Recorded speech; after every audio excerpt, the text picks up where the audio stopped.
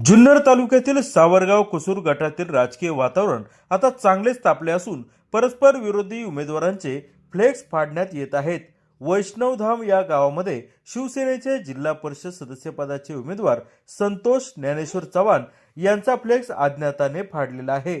तसेच निमगाव गावामध्ये संध्या भगत या उमेदवाराचा फ्लेक्स देखील फाडण्यात आलेला आहे। निमगाव मध्ये सुद्धा इथे मी ह्या स्पॉटला, हा जो स्पॉट तुम्ही पाहताय, ह्या स्पॉटला आपला एक बॅनर होता। बॅनर अवघे एकच दिवस लावला, एकच दिवस, आणि दुसऱ्या दिवशी हा बॅनर इथे जो बांबूचा साचा आपण स्ट्रक्चर उभा केला होता त्या स्ट्रक्चर सकट उपसून फेकून दिलेला आहे। फ्लेक्स फाडणारे नक्की कुणाचे कार्यकर्ते यावरून सध्या सावरगाव कुसूर मतदारसंघात चांगली चर्चा रंगली आहे।